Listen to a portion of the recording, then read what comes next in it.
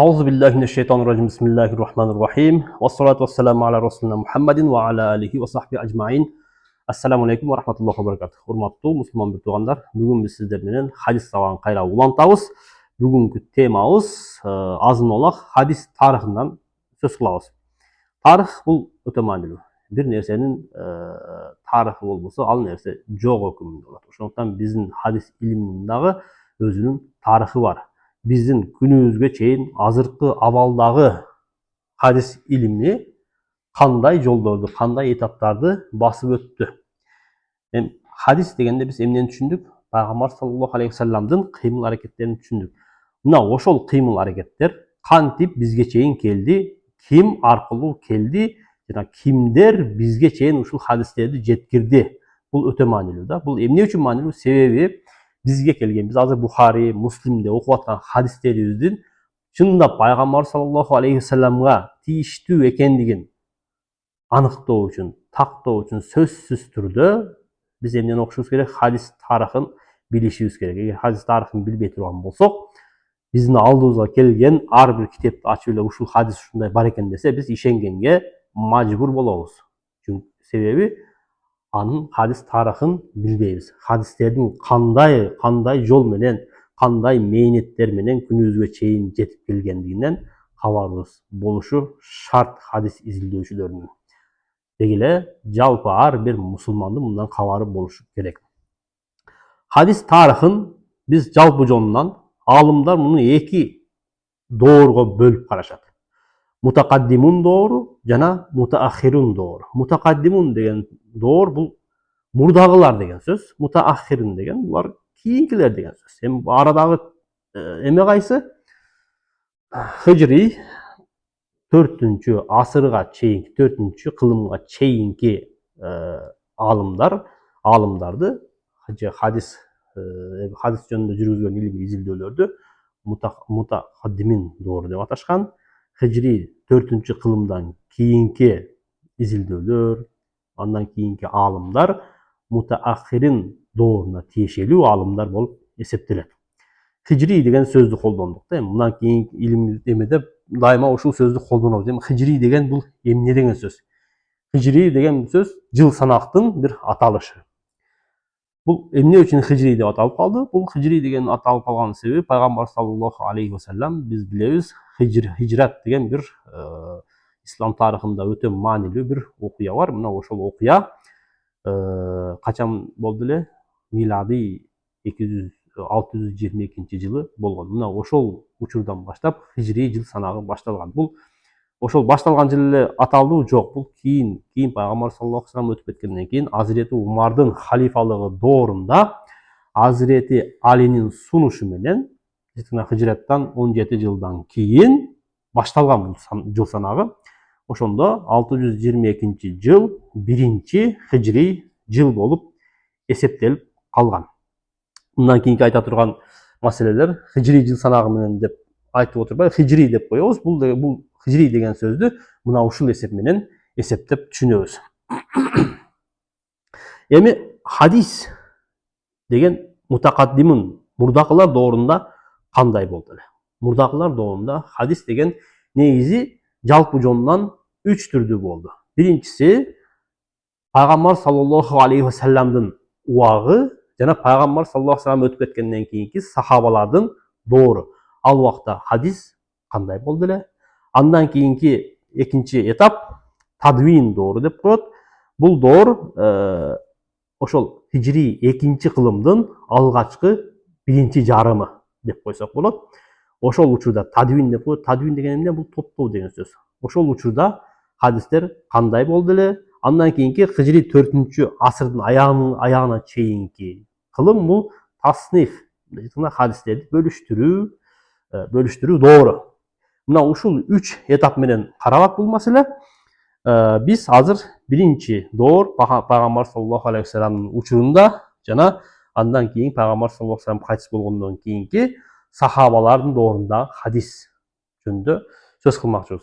Эми Peygamber sallallahu aleyhi ve sellem yaşap atkan uçurda emne oldu?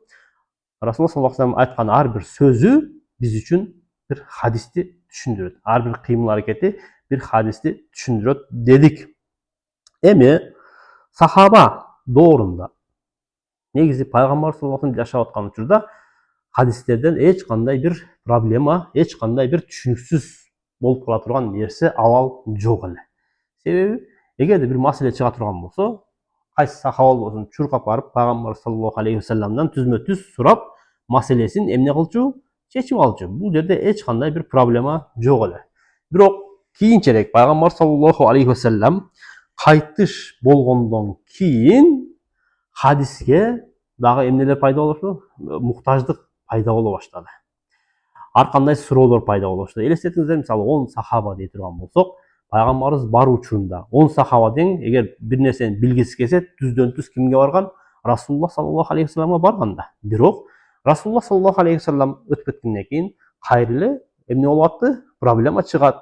Бир жактан суроо келет, бир маселе чыгат. Анын жообун каяктан алабыз деген маселе пайда болду. Алар ошентип отуруп бири-биринен эмне кыла башташты? Сурай башташты. Бир маселе боло турган болсо, ошол учурда ким көп хадис билген, же пайгамбар саллаллаху алейхи вассалам жанында кимдер көп жүргөн, ошолорго барып бири-бири менен суроо аркылуу хадиске болгон муктаждык эмне боло баштады? Күчөй баштады. Андан сырткары табиин, сахабанан кийинки доорду эмне деп коебуз? Табиин деп коебуз. Мындайча айтканда, пайгамбарыбызды көргөн эмес, бирок сахабаларды көргөн кишилер.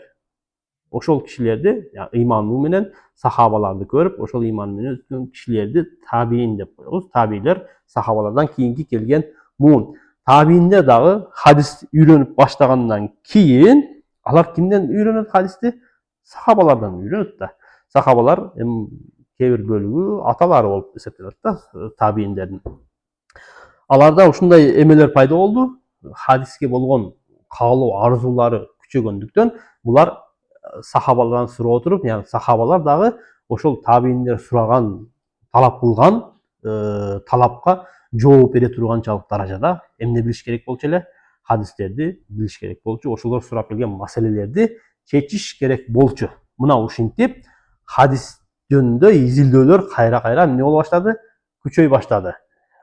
Ушундай маселе жок да, мисалчы, эгер бир маселе боло турган болсо, пайгамбар саллаллаху алейхи вассалам бир хадис айткан болсо, бир эле учурда бүт баары сахаба ошону билди деген, үйрөндү деген маселе жок болгон да. Элестетип көрүңүздөр, азыр бир мечитте барып пайгамбар саллаллаху алейхи вассалам бир хадис айта турган болсо, ал хадисти ошол мечитте отурган жамаат гана эмне кылган болот?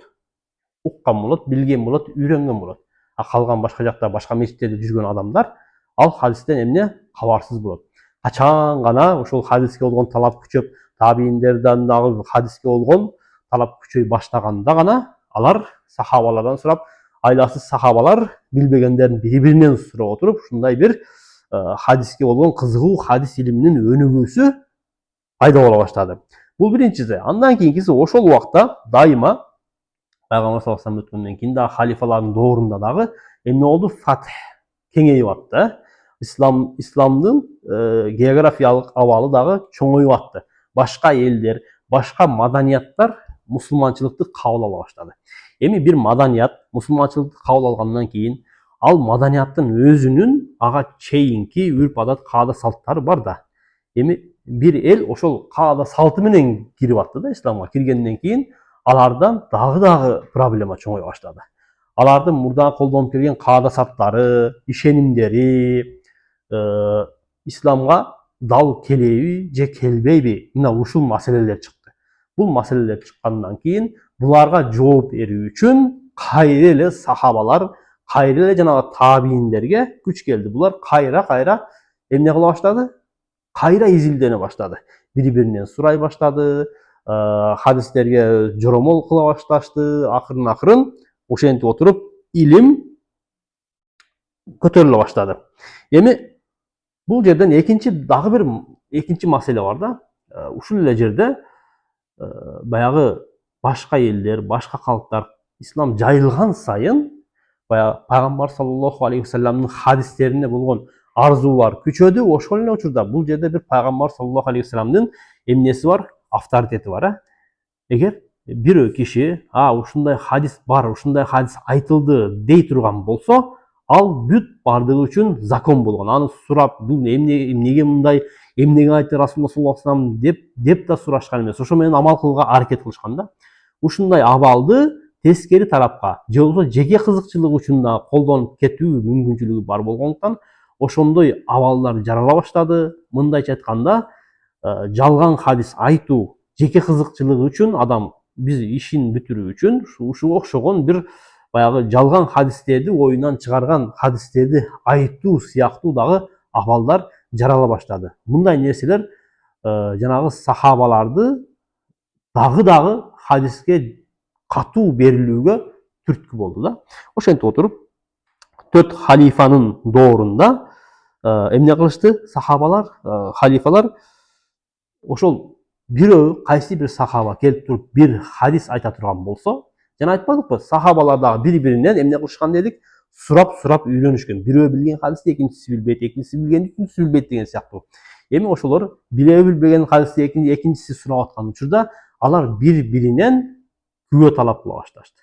Мен мисалы бирөө келип, мен ушундай эмени пайгамбарыбыз саллаллаху алейхи вассалам уктум дей турган болсо, ошол жердеги сахаба, мисалы Азирети Умар эмне кылган? Ушул хадисти укканыңдын туура экендигин мага далилдеп бериш керек. Мындай бир күбө менен келишиң керек деген сыяктуу талаптарды кыла башташты. Мына ошентип отуруп хадис жанагы бузулган башка хадис болгон эмелерден, маалыматтардан иргелип чыга башташты. Бул маселеде өзгөчө Азирети Умардын өтө катуу бир эмгеги бар да. Себеби ал Азирети Умар ошол тахкик менен тахдид деген эмени өтө катуу колдонгон бул эки методду. Бул эмне деген сөз? Тахкик деген ошол кайсы бир сахаба келип, Расулуллах кайсы бир сахаба келип Азирети Умарга же бир башка сахаба айтып аткан учурда Азирети Умар угуп кала турган болсо, дароо аны эмне кылышкан? Алхамдулилlah. Дароо ошону тактаганга аракет кылганда, ошол хадисти айтып аткан хадистин чындап эле Расулуллах саллаллаху алейхи вассаламдан уктуу, укпадуу, ошону тактоо усулуна эмне деп коет? Тахкик деп коет. Экинчиси тахдид, бул чектөө деген сөз. Чектөө деген эмне үчүн чектеди? Себеби кээ бир ушундай абалдар болгон. Yani адам сахаба же табиин сахабадан сөз кылат, Азирети Умардын доорунда болсо, көптөгөн хадистерди эмете берген да, риваят кылып атат. Эмне маселе болсо, ошол маселе жөнүндө мен Расулуллах саллаллаху алейхи вассаламдан ушундай хадис уктум деп айта берген да. Бирок кийинчерээк Азирети Умар ушуга катуу көңүл бура баштады. Эмнеге? Себеби ал жерде жанагындай жалган маалыматтар чыга баштагандан кийин Азирети Умар буга тоскоол болду. Ар ким оюна келгенди айта бербей турган болду. Бир окуя бар го, Азирети Умар эмне кылат? Абу Хурайрага деле ушундай эмени айтышкан да, сен себеби Абу Хурайра эң көп хадис билген сахабалардан болду. Ошондо сурашат, сен биз менен эле чогуу сахабасың, чогуу эле жүрөсүң. Эмнеге башкалар аз хадис риваят кылат дагы, сен көп хадис риваят кыласың деп суралганда, Азирети Умар дейт, башкалар ошол өзүнүн тиричилиги менен, базар учары менен жүргөн мезгилде мен курсагымды тойгуз үчүн Расулуллах саллаллаху алейхи вассалам жанында жүрчү элем. Ошо жанында жүргөн учурда көбүрөөк хадис үйрөнүү, көбүрөөк хадис жаттоо мүмкүнчүлүгүнө ээ болдум дейт. Абу Хурайра радыйаллаху анхунун айткан сөзү да бул. Демек, ушундай маселени эмне кылган экен? Азирети Умар тыюу салып, хадистердин сакталып калуусуна өтө чоң бир эмгеги болгон.